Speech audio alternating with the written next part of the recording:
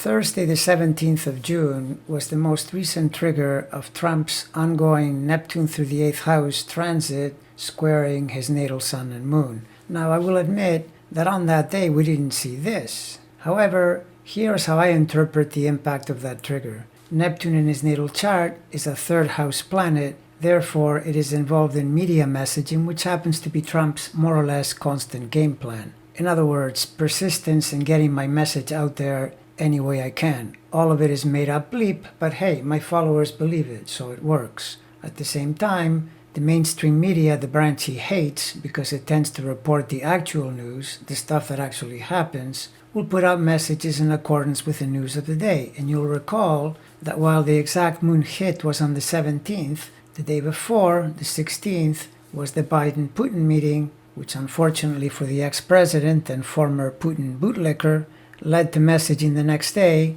the 17th, that he really dislikes. For example, it got out that Putin said emphatically that those who think Biden is a demented old man are badly mistaken. He found him to be on point, and in his words, doesn't let anything get by him. So much for dumb and old Sleepy Joe insults. And although Trump tried desperately while talking with his favorite propagandist, Sean Hannity, to say the meeting was horrible, blah, blah, blah, it got out that psychologically this was the moment when Trump realized he was no longer president. And indeed, Hannity was heard to say, when you were president, blah, blah, blah. Exactly, when you were president. But if I'm pretty sure he didn't like the third sign messaging effect of the Neptune transit, the really juicy reporting came a day later from Maggie Haberman of the New York Times, a reporter I find competent and credible, in which he said her reporting has him frequently at Trump Tower, obsessively trying to figure out how he's going to deal with what soon appear to be coming indictments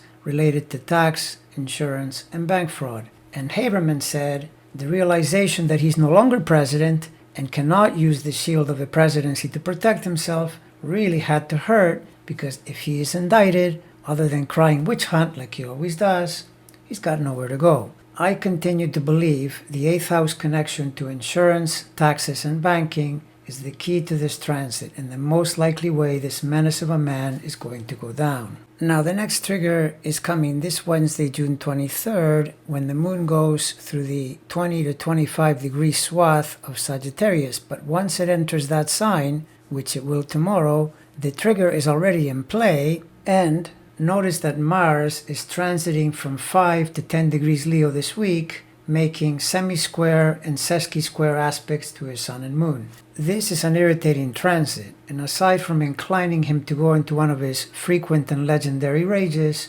also increases the chance that something bad will happen. And transiting Venus goes through his 12th house Saturn-Venus conjunction, which normally wouldn't be such a bad thing. However, with Pluto on the other end, adds further risk of bad news due to Venus ruling the 3rd of news and the 10th of reputation. And its natal placement in the 12th as well as in transit is much too obvious a pointer to his criminality and what might be revealed on that account. Not to mention that this is the yearly return of Venus to its natal point, which could mean you will see him begin some kind of new messaging strategy. And the possibility of this increases when you see that Mercury, the natural planet of messaging, is coming out of retrograde in his sun sign.